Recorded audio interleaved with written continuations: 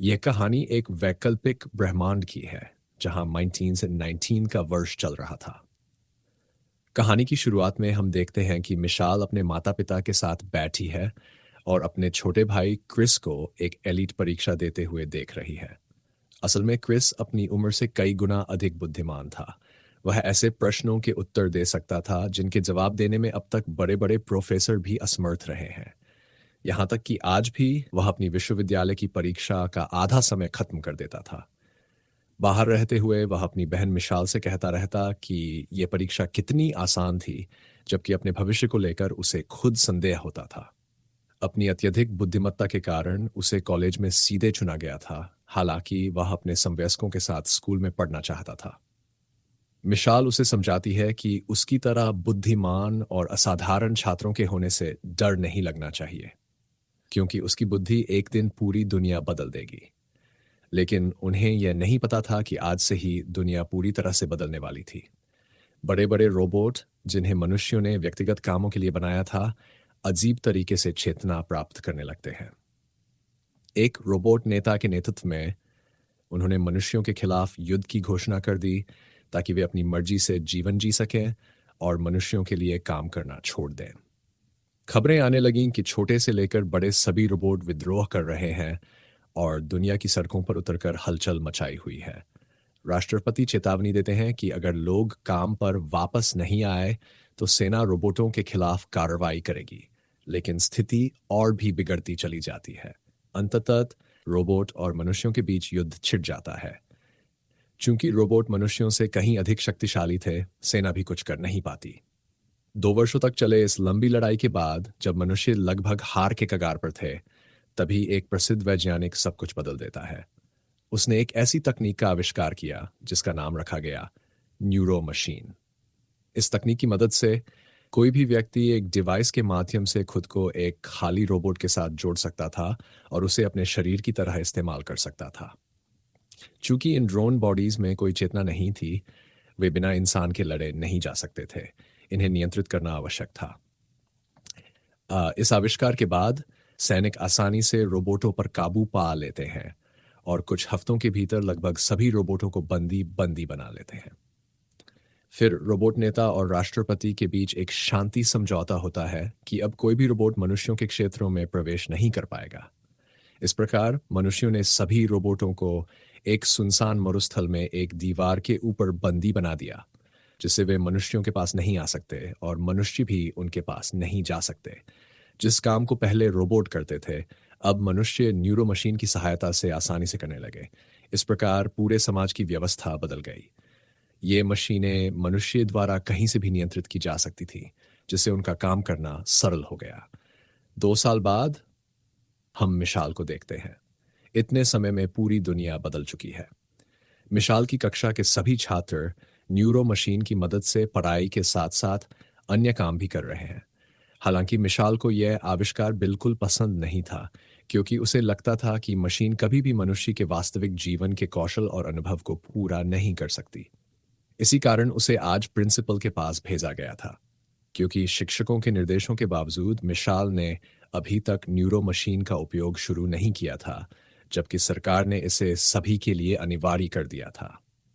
Principal मिशाल के प्रति सहानुभूतिपूर्ण थे, क्योंकि 4 साल पहले उसके पिता के छोटे भाई क्रिस की एक दुर्घटना में मृत्यु हो गई थी। उसके बाद मिशाल को टिम नाम के एक व्यक्ति ने गोद ले लिया था, लेकिन अब वह नहीं जानता कि मिशाल क्या कर रही है। वह दिन भर न्यूरो मशीन में डूबा रहता था। उस दिन जब मिशाल घर लौटती है, उसे उन पुरानी यादों का एहसास होता है जब उसके छोटे भाई क्रिस ने एक कठिन परीक्षा का आधा समय पूरा कर लिया था।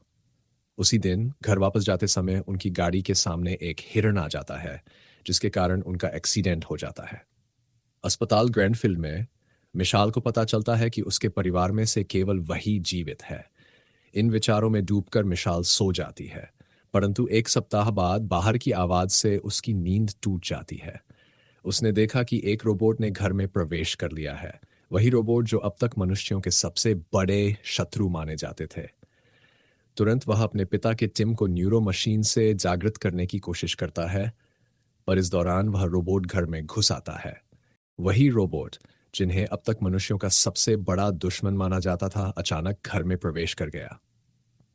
मिशाल तुरंत अपने पिता टिम को न्यूरो मशीन द्वारा जगाने की कोशिश करती है, परंतु उसी समय वह रोबोट भी अंदर आ जाता है। मिशाल डर के मारे एक मेज के नीचे छिप जाती है, लेकिन रोबोट उसकी तलाश में लग जाता है।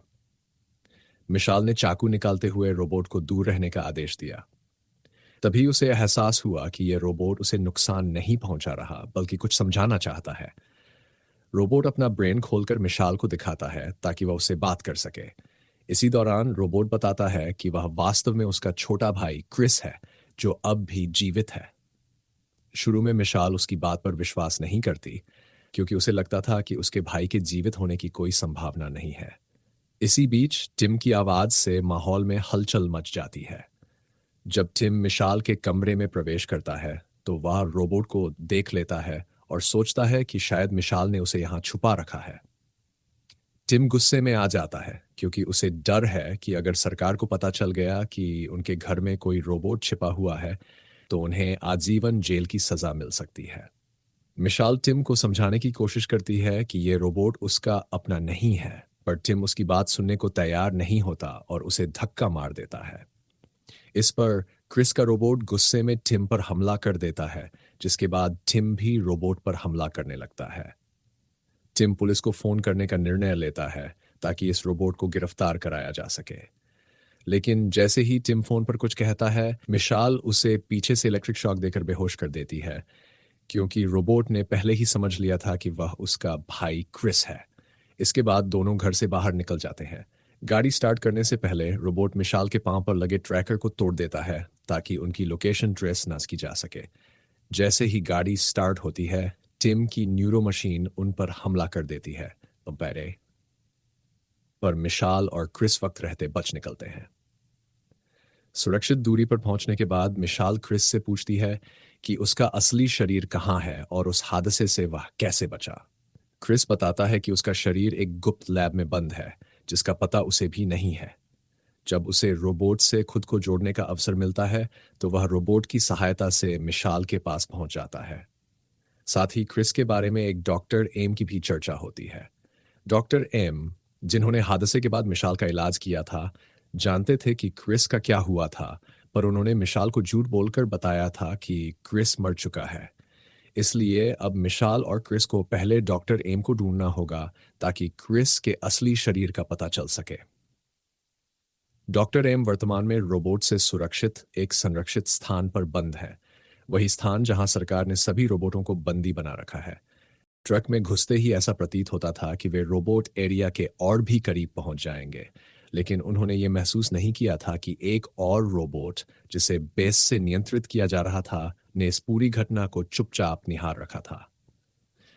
मार्शल नाम के एक सैनिक ने किट के ट्रक को देखकर तुरंत समझ लिया कि मिशाल और क्रिस कहाँ जा रहे हैं।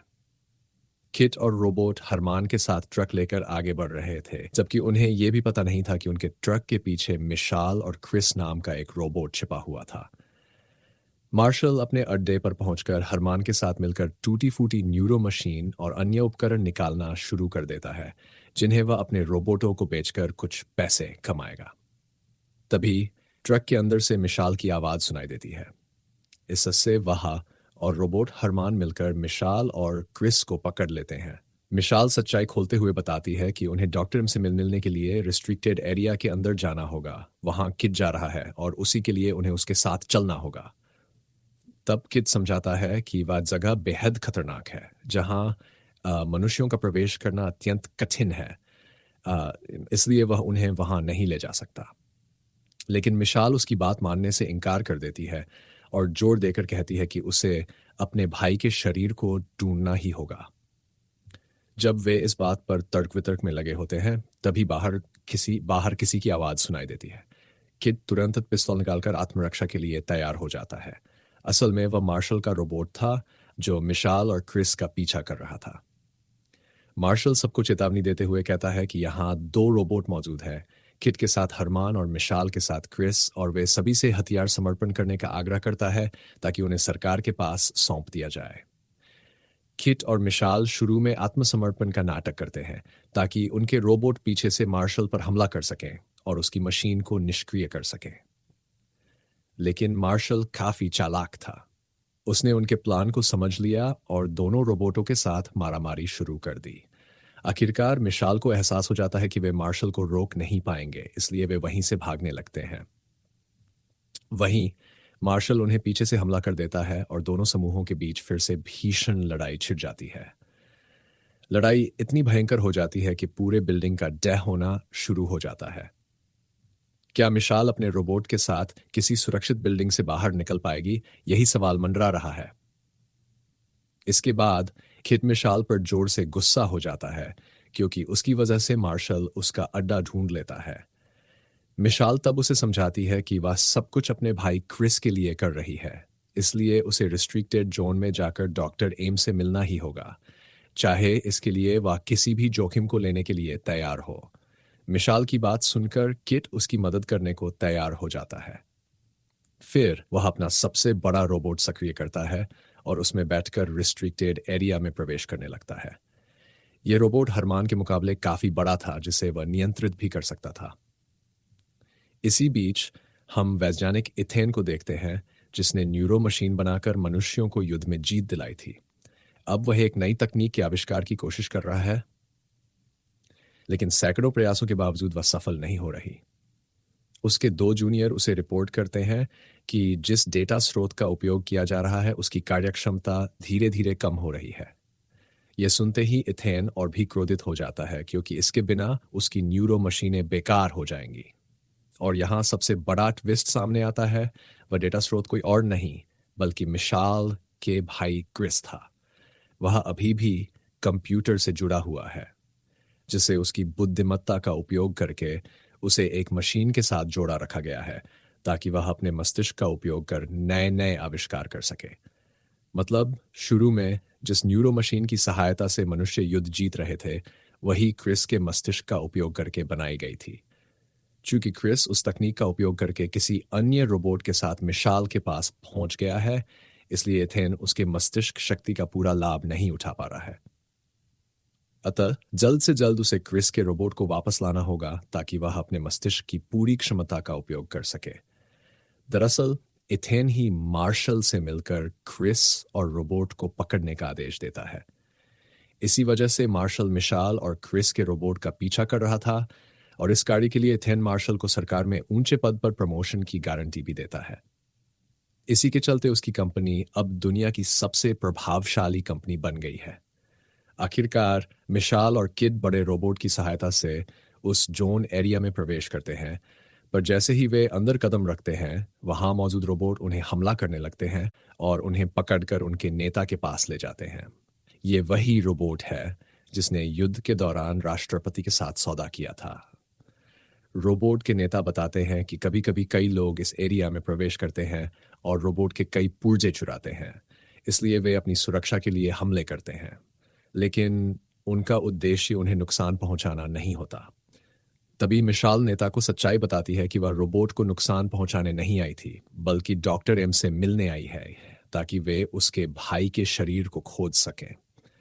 यह सुनकर रोबोट के नेता हैरान हो जाते हैं, सोचते हैं कि वैज्ञानिक इथेन एक छोटे बच्चे के दिमाग से ऐसा क्या कर रहा है। वह आगे कहते हैं कि डॉक्टर एम ने रोबोटों की बहुत मदद की है, इसलिए उन्होंने उन्हें अपने बीच शरण दी है और सुरक्षा के लिए अपनी स्थिति किसी को बताने की इजाजत नहीं देते। यह सुनकर मिशाल बहुत निराश हो जाती है और बाहर आकर अपने भाई के बारे में सोचने लगती है। तभी एक और रोबोट आता है और मिशाल से कहता है कि वह कभी डॉक्टर एम के साथ रहता था, और वह मिशाल को उसकी स्थिति के बारे में एक छोटा सा सुराग देता है। इसके बाद रोबोट नेता वहां आकर उनकी मदद करने को तैयार हो जाता है, क्योंकि डॉक्टर एम स्वयं क्रिस के रोबोट से मिलने की इच्छा रखते थे। फिर वह उन्हें डॉक्टर एम के फैसिलिटी में ले जाता है, लेकिन उन्हें यह पता नहीं होता कि मार्शल की न्यूरो मशीन उन्हें पीछे से यहां तक ले आई है। कई घंटों की ड्राइव के बाद वे अंततः डॉक्टर एम के फैसिलिटी में पहुंचते हैं, लेकिन देखते हैं कि यहां सब कुछ नष्ट हो चुका है। इसे देखकर वे अपने हथियार लेकर तैयार हो जाते हैं और आगे बढ़ते हैं। तभी चारों ओर से कई रोबोट आकर उन्हें घेर लेते हैं। असल में यह सब डॉक्टर एम की सेटअप थी, जिसे कोई आसानी से उसकी तलाश न कर सके, लेकिन क्रिस के रोबोट को देखकर वह अपने रोबोट को शांत कर देता है। अब मिशेल दौड़कर डॉक्टर के पास जाती है और उनसे पूछती है कि आपने उसे झूठ क्यों बोला था और उसके भाई का असली शरीर अब कहाँ है। डॉक्टर एम फिर पूरे मामले का खुलासा करते हैं कि जब इंसान और रोबोट के बीच युद्ध चल रहा था तब उन्होंने क्रिस को ढूंढ निकाला। हादसे के बाद भी क्रिस जीवित था। जब वह क्रिस पर ऑपरेशन कर रहे थे तो उन्हें एहसास हुआ कि क्रिस का दिमाग आम इंसानों से कई गुना अधिक उन्नत है। जब वैज्ञानिक इथेन को इस बात का पता चला तो उन्होंने एक ऐसी मशीन बनाई जिसमें क्रिस को मारने के बजाय उसके दिमाग का इस्तेमाल किया जा सके। इसी के जरिए इथेन ने न्यूरो मशीन विकसित की जिसकी मदद से इंसानों ने रोबोट पर विजय पाई। लेकिन क्रिस के बारे में आम लोग कुछ भी नहीं जानते थे, इसलिए उन्होंने मिशेल और बाकी लोगों को झूठ बताकर कहा कि क्रिस हादसे में मर गया। डॉक्टर एम बताते हैं कि इस घटना के 3 महीने बाद क्रिस की चेतना वापस आ गई। क्रिस समझते हैं कि इथेन उनके दिमाग का अपने स्वार्थ में इस्तेमाल कर रहा है। उन्होंने क्रिस के दिमाग का उपयोग करके न्यूरो मशीन बनाई है। तब क्रिस डॉक्टर एम से मदद मांगते हैं और पश्चाताप में डॉक्टर एम उनकी सहायता करते हैं। इसी तरह क्रिस उस रोबोट के साथ कनेक्ट हो जाते हैं। क्योंकि रोबोट उनकी सुविधा से काफी दूर था, क्रिस को पता नहीं था कि अब उनका शरीर किस सुविधा में बंदी है। उस रोबोट के साथ क्रिस के दिमाग को कनेक्ट कर डॉक्टर एम उस फैसिलिटी से भाग जाते हैं क्योंकि अगर इथेन उन्हें पकड़ लेता तो उन्हें मार डाला जाता। तब मिशेल गुस्से में पूछती है, तो अब क्रिस का शरीर कहाँ है? डॉक्टर एम बताते हैं कि क्रिस का शरीर इथेन की सबसे सुरक्षित लैब में बंदी है और क्रिस को मुक्त कराने के लिए उन्हें वहीं जाना हो। जब वे ये सारी बातें कर रहे थे तभी बाहर मार्शल आकर उपस्थित होता है। जैसे ही वह अंदर प्रवेश करता है उसे समझ में आ जाता है कि डॉक्टर एम ने ईथान के साथ विश्वासघात किया है और वह यहीं कहीं छिपा हुआ है।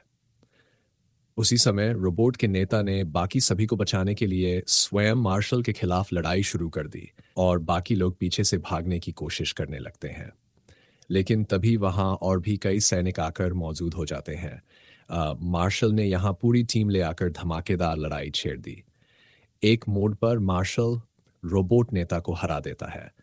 फिर डॉक्टर एम आगे बढ़कर यह सुनिश्चित करने की कोशिश करता है कि मार्शल क्रिस के रोबोट को साथ लेकर न जा सके।